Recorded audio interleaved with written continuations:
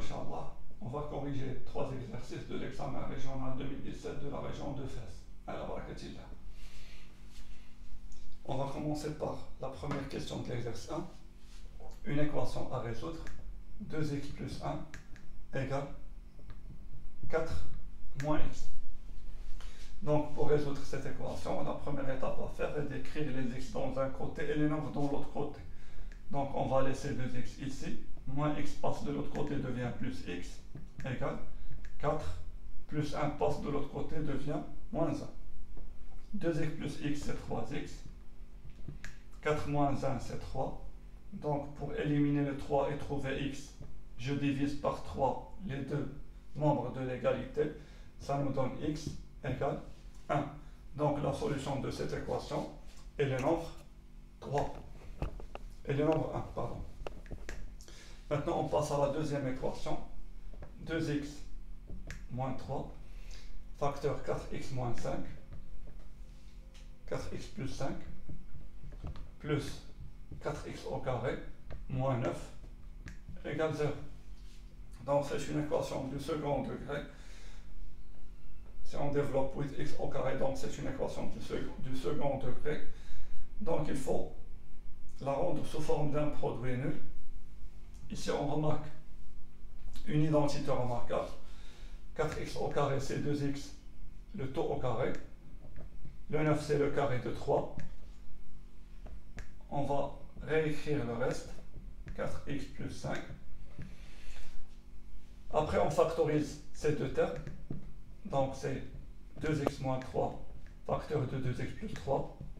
Troisième identité remarquable. On n'a pas encore fini. L'opération principale ici c'est l'addition. Pour la transformer sous forme d'un produit, il faut factoriser. Et ici on a un facteur commun 2x moins 3. Donc on factorise par 2x moins 3 facteur. Dans le premier terme reste 4x plus 5. Dans le deuxième terme reste 2x plus 3 égale 0. Une petite simplification. 2x moins 3. 4x plus 2x c'est 6x. 5 plus 3 c'est 8. Et on a rendu cette équation sous forme d'un produit nul.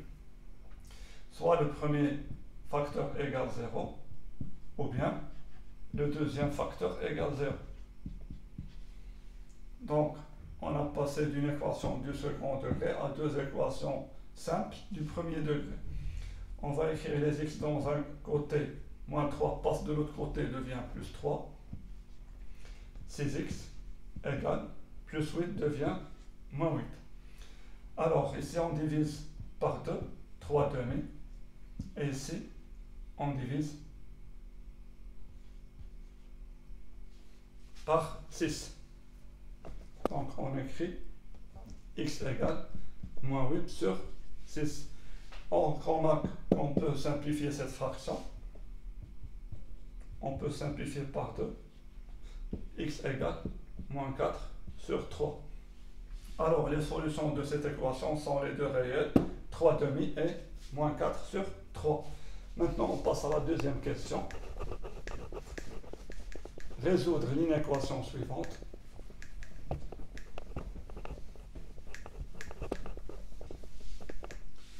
Donc l'inéquation c'est x plus 3 inférieur ou égal 3 facteurs de x moins 1. Donc pour résoudre cette inéquation, on doit commencer par éliminer les parenthèses par le développement.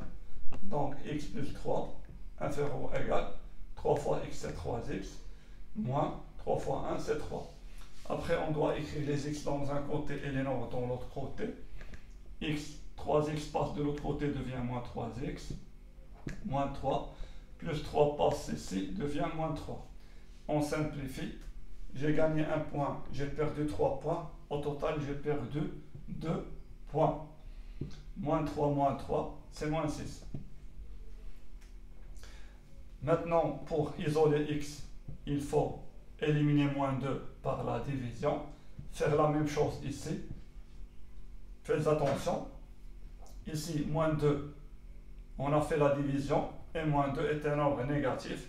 Donc, l'ordre change. Ça, c'est x supérieur ou égal. Moins 6 sur moins 2, c'est un nombre positif, c'est 3. Donc, les solutions de cette inéquation sont tous les réels supérieurs ou égaux à 3. Maintenant, on passe à la troisième question A. Un système à résoudre. Donc, le système suivant, x plus y égale 35 et 4x plus 3y égale 125. Donc, vu qu'on a ici un coefficient de x égale à 1, donc je pense à la substitution. On va écrire x en fonction de y, 35 moins y, et on va remplacer x de la deuxième équation par cette expression, 35 moins y. 35 moins y plus 3y égale 125. Maintenant, on va garder cette équation et on va essayer de résoudre cette équation à une inconnue y. Donc, x est égal 35 moins y. Pour trouver y, il faut d'abord développer. 4 fois 35, c'est 140. Moins 4 fois y, c'est 4y. Plus 3y égale 125. Et maintenant, vu qu'on a ici moins 4y plus 3y, j'ai perdu 4 points, j'ai gagné 3 points. Au total, j'ai perdu un seul point. Donc, c'est moins y. Si on passe moins y de l'autre côté, ça va devenir plus y. Et c'est ce qu'on cherche. Donc, x est égal 35 moins y. Je vais écrire les nombres ici, 140. 125 passe ici, devient moins 125. Moins 4y passe de l'autre côté, devient 4y. Et plus 3y devient moins 3y. Maintenant, on calcule. 140 moins 125, c'est 15. Alors 15 égale 4y moins 3y, c'est y. Pour trouver x, il suffit de remplacer y par 15. X est égal 35 moins 15. Alors, x égale 35 moins 15, c'est 20. Et y égale 15. Donc, la solution de ce système est le couple 20, 15.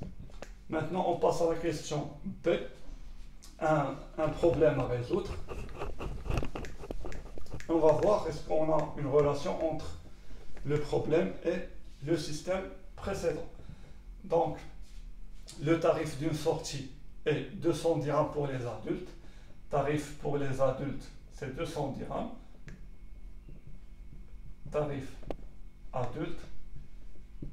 Et pour les enfants, c'est 150 dirhams. 150 dirhams, tarif enfant. Le nombre de participants. Le nombre de participants, c'est 35. Donc, les adultes plus les enfants égale 35 participants à cette sortie. Le montant total, c'est 6250. 6250, montant total. La question, déterminer le nombre d'adultes et le nombre d'enfants participant à cette sortie. Donc, on va choisir x, le nombre d'adultes. On va choisir x, le nombre d'adultes, et y, le nombre d'enfants participant à cette sortie. On sait que le nombre de participants, c'est 35. Alors, x, les adultes plus les enfants égale 35. Et pour le montant total, on sait que chaque adulte paye 200 dirhams.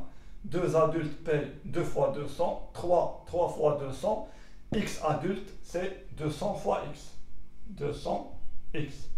Pour les enfants, un enfant paye 150 dirhams. 2 enfants payent 2 fois 150. 3 fois 150. Y enfant, c'est 150 y. Le montant total, c'est 1250. Et voilà notre système. Est-ce qu'il y a un rapport entre les deux systèmes? Oui. La première équation, c'est la même.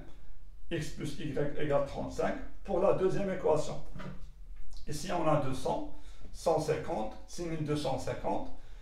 Pour passer de 200 à 4, il faut diviser par 50. Ou bien multiplier par 1 sur 50. La même chose pour 150. 150 sur 50, c'est 3. 6250 sur 50, c'est 125. Donc, ce n'est pas la peine de résoudre ce système. On l'a déjà fait. La solution, c'est le couple 20-15. Donc, dans cette sortie, on a 20 adultes et 15 enfants. Si on veut vérifier notre réponse, 20 plus 15, c'est 35. La première égalité est vérifiée. Pour la deuxième égalité, on va multiplier 200 dirhams par 20 adultes. Ça nous donne 200 fois 20, c'est 4000. On a 15 enfants. Chaque enfant paye 150 dirhams. On va multiplier 15 fois 150. C'est 1500, 550, c'est 2250. 2250. Si on fait la somme, c'est 6250. Donc, la solution est bonne. Maintenant, on passe à l'exercice 2. C'est un exercice de géométrie analytique.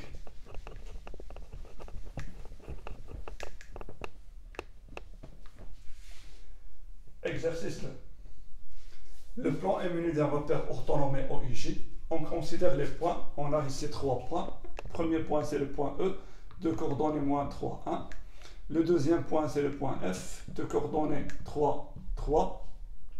Et le point G, de coordonnées 2, moins 1. Donc, première question A. Calculer les coordonnées du vecteur EF. Donc, on va appliquer la propriété. Application directe de la propriété.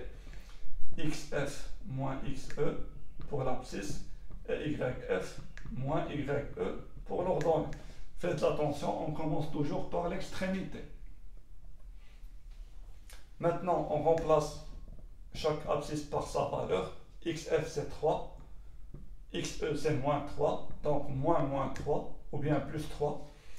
Donc YF c'est 3 aussi, moins YE c'est 1. Et voilà, on calcule. Le vecteur EF a pour coordonnées 3 plus 3 c'est 6, 3 moins 1 c'est 2. Et on a trouvé les coordonnées du vecteur EF. Maintenant, on passe à la question P. Calculer la distance EF.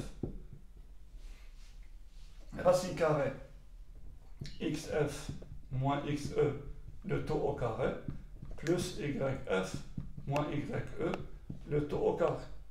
On a déjà calculé la différence des deux abscisses et la différence des deux ordonnées. Ça c'est 6, au carré c'est 36. Ça c'est 2, au carré c'est 4. Donc c'est racine carrée 40. 40 c'est 4 fois 10. Alors 4 c'est le carré de 2. C'est 2 racine carrée 10. Et voilà la réponse finale. Maintenant, la question C.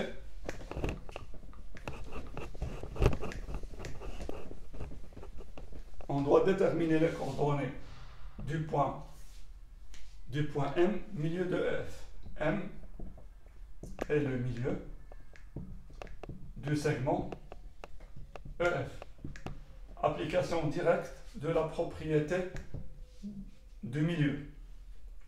Donc M est le milieu de EF, alors XM égale XE plus XF divisé par 2. Ça c'est l'abscisse. Et pour l'ordonnée la même chose, YM égale YE plus YF, le tout divisé par 2. Maintenant on calcule.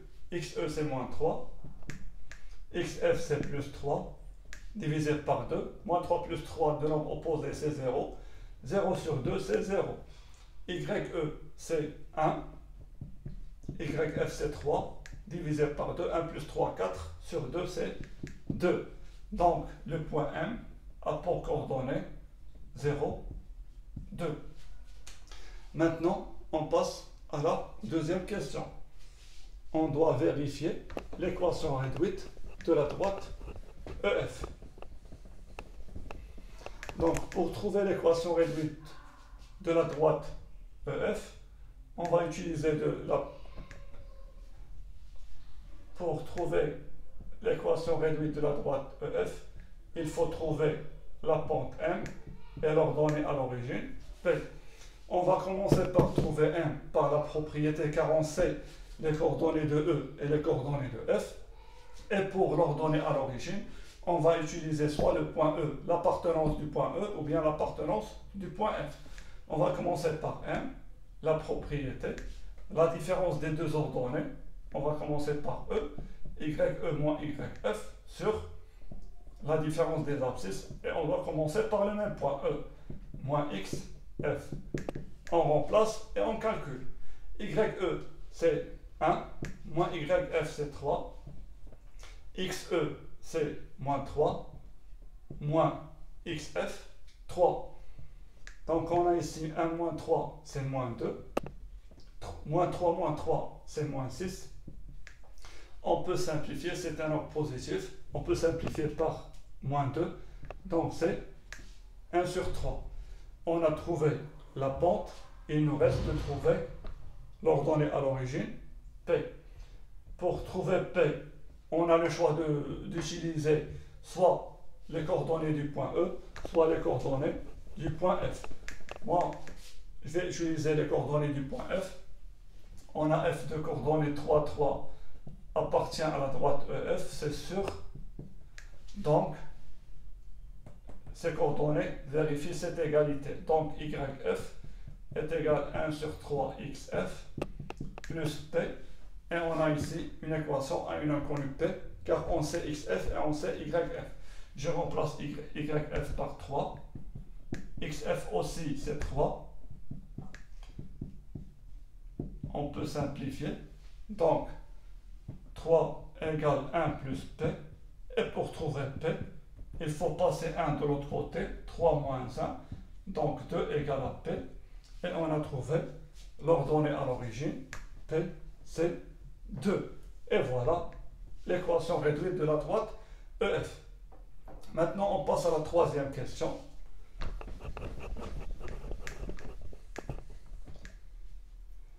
Troisième question.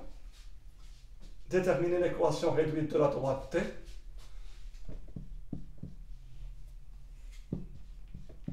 Passons par la première chose qu'on connaît, c'est que D passe par G. Donc le point G appartient à la droite T. Deuxièmement, la droite T est parallèle à EF. Le parallélisme va nous donner la pente, l'appartenance nous donne l'ordonnée à l'origine. On sait que deux droites parallèles ont le même coefficient directeur, donc la droite D, on suppose que la droite D est une droite d'équation Y est égale m'x plus p',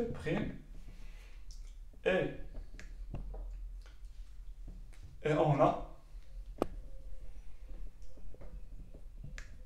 EF et T sont deux droites parallèles. Alors, la droite D et la droite EF ont le même coefficient directeur. Donc, le coefficient directeur de T, c'est le même coefficient directeur de EF, c'est 1 sur 3 x plus P'. Pour déterminer P', on va utiliser l'appartenance. G, le point G de coordonnées 2, moins 1 appartient à la droite D, c'est sûr, c'est donné. La droite D passons par G. Donc, ces coordonnées vérifient cette égalité. YG égale 1 sur 3 XG plus P'. On a ici une seule inconnue P'. On sait XG c'est 2, YG c'est moins 1. 1 sur 3 fois 2 plus P'. Maintenant, il suffit de mettre les nombres dans ce côté et calculer P'. P' égale moins 1. 1 sur 3 fois 2, c'est 2 sur 3. Passe de l'autre côté, devient moins 2 sur 3. on réduit au même dénominateur. 1, c'est 3 sur 3. Donc, moins 3 sur 3, moins 2 sur 3, c'est moins 5 sur 3. Et maintenant, on a trouvé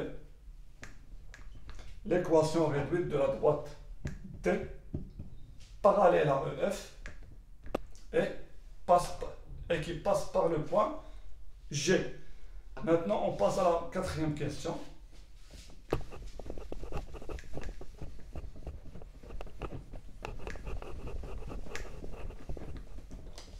Quatrième question, on cherche à déterminer l'équation de la droite D', passant par G aussi, donc G appartient à D', et perpendiculaire cette fois à EF. Donc, la perpendicularité pour trouver le coefficient directeur, l'appartenance pour trouver l'ordonnée à l'origine. On sait que deux droits parallèles, le produit de leur coefficient directeur égale moins 1. Par exemple, si par exemple le coefficient de EF c'est 2, alors le coefficient de D' c'est moins 1 demi. On fait l'inverse de l'opposé. 2 fois moins 1 demi égale à moins 1. Donc c'est ça, les coefficients directeurs de deux droites perpendiculaires. Ici, le coefficient directeur de EF, c'est 1 sur 3.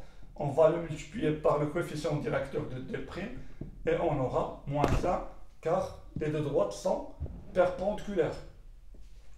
On fait l'opposé de l'inverse. L'inverse de 1 sur 3, c'est 3. Son opposé, c'est moins 3. Donc, le coefficient directeur de D', c'est moins 3. On va vérifier. 1 sur 3 fois moins 3. On peut simplifier par 3. 1 reste le moins. Donc, c'est moins 1. On va montrer comment rédiger cette réponse. On suppose que la droite D' a pour équation y égale m1x plus p1 par exemple. On sait que D' perpendiculaire à EF, alors la pente de D1 M1 fois la pente de EF 1 sur 3 égale moins 1. Pour résoudre cette équation, 1 sur 3 passe de l'autre côté, devient divisé par 1 sur 3. La division, c'est la multiplication par l'inverse. Donc, fois l'inverse de 1 sur 3, c'est 3, égale moins 3. Et on a trouvé le coefficient directeur M1. C'est moins 3. Pour trouver l'ordonnée à l'origine, on va utiliser l'appartenance. Le point G de coordonnées de moins 1 appartient à la droite D'. C'est donné dans l'exercice. Alors, ces coordonnées vérifient cette égalité. YG égale moins 3XG plus P1. Je remplace YG par moins 1. Moins 3 fois XG 2 plus P1. Il suffit de mettre les nombres ici et garder P1 ici. Moins 1. Moins 3 fois 2, c'est moins 6. Passe de l'autre côté, devient plus 6. P1 égale moins 1 plus 6, c'est 5. Et voilà, on a trouvé l'équation réduite de la droite D' passant par G et perpendiculaire à EF. Maintenant, on passe à l'exercice 3. C'est un exercice de translation, vecteur et translation.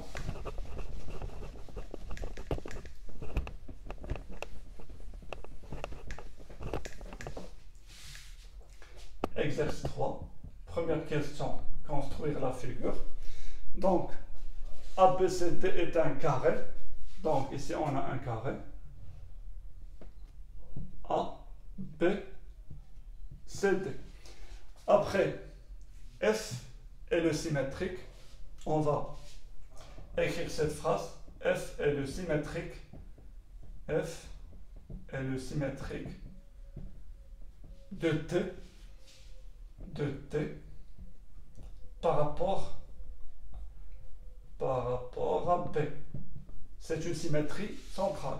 F est le symétrique de D par rapport à P. Alors quoi? Alors B, le centre de symétrie, est le milieu du segment FD. Donc, pour tracer le point F, tel que B est le milieu de DF. Ça, c'est le point F, tel que B est le milieu de DF. Après, construire le point E, image de C par la translation qui transforme D en P. Donc, E est l'image de C par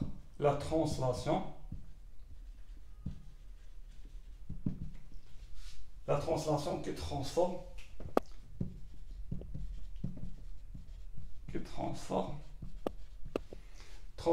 D en B. Donc E est l'image de C par la translation qui transforme D en B. C'est une phrase qui nous donne l'égalité de deux vecteurs. Transforme D en B, donc dès l'origine transformée en B l'extrémité. E est une image, donc E est l'extrémité. L'image de quel point? Du point C, donc C, c'est l'origine. Et voilà notre égalité. Le vecteur CE, à partir du point C, on va construire un vecteur égal au vecteur DP. Voilà le vecteur de translation, vecteur DP. Et à partir du point C, on va construire un vecteur égal au vecteur DP. Donc, la même direction, le même sens et la même norme. Ça, c'est le point E. C'est ça la figure. On passe à la deuxième question. Montrer que le point P est le milieu du segment AE. Pour montrer que B est le milieu du segment AE, il suffit de montrer cette égalité. Le vecteur AP égale au vecteur BE. Donc, une égalité comme celle-là avec un point commun nous donne B le milieu de AE. Très bien. Donc, pour montrer cette égalité, on va utiliser un troisième vecteur. On va utiliser le vecteur DC. Si on arrive à montrer que ces deux vecteurs sont égaux au vecteur DC, alors on a cette égalité. ABCD est un carré. Donc le vecteur AB égale au vecteur DC. Cette égalité, c'est bon. À partir du carré. Pour cette égalité, BE, le vecteur BE égale au vecteur DC. On remarque ici, on a deux vecteurs égaux. C'est le vecteur DP et le vecteur CE. On a ici, d'après la translation. Donc ce quadrilatère DBEC est un parallélogramme. Par suite, le vecteur BE égale au vecteur DC. Donc, pour écrire cette rédaction, E est l'image de C par la translation qui transforme D en B. Alors CE, le vecteur CE égale au vecteur DP. Ça, c'est le premier résultat. Donc quoi? DBEC ou bien CEPT est un parallélogramme. Parallélogramme.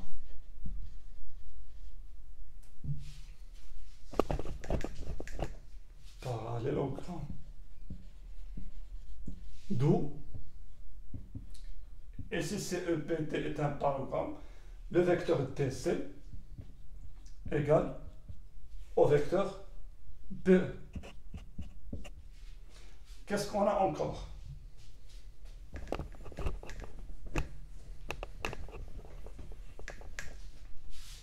Puisque le vecteur AP égale au vecteur DC, car ABCD est un carré. Donc le carré est un parallélogramme. Donc AB égale au vecteur, le vecteur AB égale au vecteur CD car ABCD est un parallélogramme. D'après cette égalité et cette égalité, alors les deux vecteurs AB et BE sont égaux au même vecteur DC, alors les deux vecteurs sont égaux. Le vecteur AB égale au vecteur BE, par suite B est le milieu du segment AE. Et on a répondu à cette question. Maintenant, on passe à la dernière question.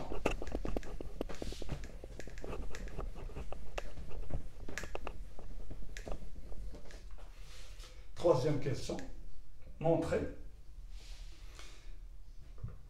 que l'angle FBE est l'image de l'angle BDC par la translation T. La translation T, c'est la translation qui transforme T en P. Donc, la translation qui transforme T en P, donc l'image de T, c'est P, c'est clair. Donc, c'est une translation qui transforme T en P, alors l'image B, c'est l'image de T. On a aussi, dans l'exercice, E est l'image de C. On sait que E, l'image de C. Donc, c'est bien. Il nous reste de montrer que F est l'image de P. Si on arrive à montrer que F est l'image de P, donc on a fini. Les 3 points sont les images des 3 points. Donc l'image de l'angle BTC, c'est l'angle FPE. Donc il nous reste de montrer que F est l'image de P. Tout à l'heure, on a écrit, d'après la symétrie centrale, on a écrit P est le milieu du segment DF. Alors, cette phrase nous donne l'égalité de deux vecteurs. Le vecteur DP, qui est le vecteur de translation, égale au vecteur BE. À partir de cette phrase, le résultat de la symétrie centrale donné dans l'exercice. Donc, puisque ça, c'est le vecteur de translation, égal au vecteur PE, alors ce point, dans l'extrémité, est l'image de P. Donc, E est l'image de P par la translation T. Voilà, on a F, B et E sont,